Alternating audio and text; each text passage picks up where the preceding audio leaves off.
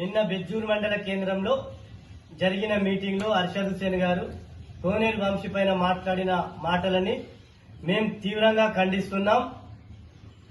నువ్వు ఇష్టం వచ్చినట్టు ఆంధ్రుడా, నువ్వు ఏమనుకుంటున్నావు అంటే నీ వాపుని చూసి బల్పని అనుకుంటున్నావు. పోయినసారి ఎలక్షన్లో కూడా నీ ఇష్టం వచ్చినట్టు నోటికి వచ్చినట్టు నువ్వు తిట్టినావు. కానీ బిడ్డ, ఇప్పటి నుండి నీ నోటికి వచ్చినట్టు ఆంధ్రోడు గీంద్రోడు గింట అని తిడితే ఇక ముందు తీవ్ర పరిణామాలు ఎదుర్కోవాల్సి వస్తుంది.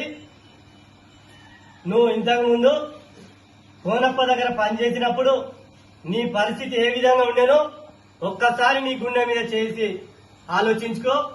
4 దూరాల ఇల్లుండే బిడ్డ 4 అంతస్తులు ఎట్టయినాయి? ఎన్ని సంపాదించినావు? ఎందుకు మేము పోని అని చెప్పి ఊరుకున్నా కొద్దీ నీ ఇష్టం వచ్చినట్టు మాట్లాడుతున్నావు. ఇప్పటి నుండి మా నాయకుణ్ణి ఎవడైనా ఎంత తీర్పారకారైనా తిడితే ఊరుకునేది లేదు. ఈట్కా జవాబ్ అప్సే పత్తర్సే దేంగే. అర్షద్, నిన్న జరిగిన మీటింగ్ లో కోనప్పని ఆంధ్ర అది తిట్టినవు. మా అభియాన నాయకుడిని మళ్ళా తిడితే మళ్ళా కాటపల్లికి వస్తే మళ్ళా తిరగనీయవు. నిన్న బెజ్జూర్ మండల కేంద్రంలో బీఆర్ఎస్ పార్టీ నాయకులు ఏర్పాటు చేసిన సమావేశంలో నాయకులు అర్షద్ హుసేన్ మాజీ ఎమ్మెల్యే కోనప్ప అతని కుటుంబ సభ్యుల మీద మాట్లాడిన ప్రతి మాటను మేము తీవ్రంగా ఖండిస్తున్నాం. అర్షద్ హుసేన్ గారు, మీకు తెలుసు కోనేరు కోనప్ప దగ్గర మీకున్న జీవితంలో సగం జీవితం గడిపిండ్రు.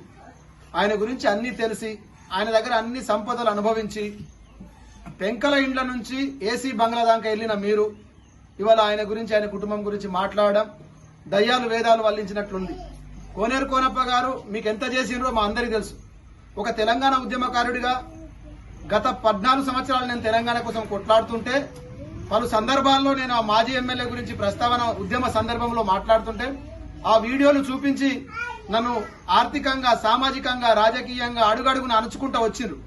మీరు పార్టీ నుంచి వెళ్లిపోయిన తర్వాత నా వంటి వాళ్ళందరికీ కూడా స్వాతంత్రం లభించి మేము ప్రశాంతమైన జీవితం గడిపినాం.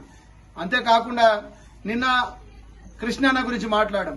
పోడు భూముల కోసం జైలుకెళ్లిన కృష్ణన్న గురించి మాట్లాడితే అసలు ఎవరు కూడా దాన్ని స్వాగతించరు.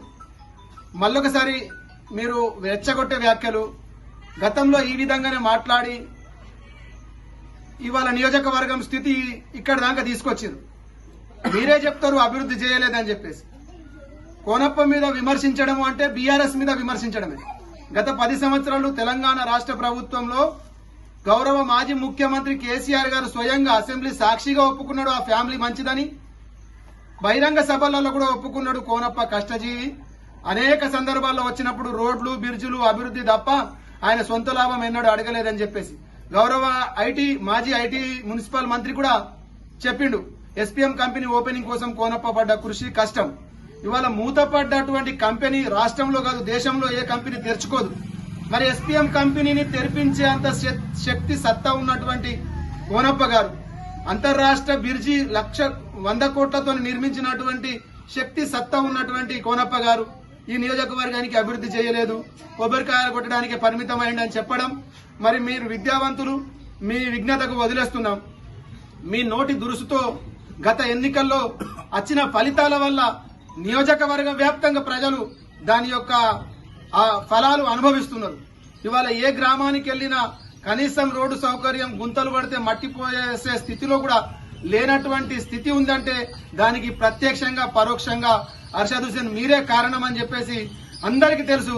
మీరు ప్రతిసారి ఇదే విధంగా కోనప్ప ఫ్యామిలీ మీద తిట్టుకుంటూ పోతుంటే మేము ఊకుండామని చెప్పి అనుకోవద్దు. ఇక ముందు మీకు ప్రతి గ్రామంలోనూ ఇలాంటి ఎదురు దెబ్బ తగులుతూ ఉంటుంది. మీరు నోటి దురుసును తగ్గించుకొని భారత రాష్ట్ర సమితి గతంలో చేసిన అభివృద్ధి పనులు, రేపు అధికారంలో వస్తే చేసే అభివృద్ధి పనులు చెప్పుకోండి. మీరెవరన్నా విమర్శించాలనుకుంటే పోడు భూములకు అడ్డుపడ్డటువంటి ప్రస్తుత ఎమ్మెల్యే హరీష్ బాబు మీద మాట్లాడండి. ప్రజల సమస్యలు పరిష్కరించడంలో ఇచ్చిన 420 వాగ్దానాలు కాంగ్రెస్ పూర్తిగా విఫలమైందని చెప్పేసి మళ్ళా ఎమ్మెల్సీ టీఆర్ఎస్ నుంచే గెలిచి కాంగ్రెస్ లో చేరి మోసం చేస్తున్నారని ఆయన గురించి మాట్లాడండి. దాంట్లో తప్పులేదు. అధికారంలో ఉన్నటువంటి కేంద్ర రాష్ట్ర ప్రభుత్వాలు, ఆ ప్రభుత్వాలకు ప్రాతినిధ్యం వహిస్తున్న ప్రజాప్రతినిధుల గురించి మాట్లాడకుండా పదే 20-30 సంవత్సరాలు ఆయన దగ్గర జీవితం గడిపి అన్ని తిని అన్ని అనుభవించి అన్ని సుఖ సంతోషాలతో ఏం లేకుండా 2014లో 2 ఎకరాలు అమ్ముకున్న మీరు 2 కోట్లు 3 కోట్ల ఆస్తి పరులై కోనప్ప దగ్గర ఉండి ఆయననే విమర్శించుడు అంటే ఇది ఎంతవరకు సమంజసం? మీరు ఆత్మ పరిశీలన చేసుకోవాలి. ప్రతిసారి కోనప్పని విమర్శించడం బాధ్యత కాదు. దీన్ని మేము తీవ్రంగా ఖండిస్తున్నాం.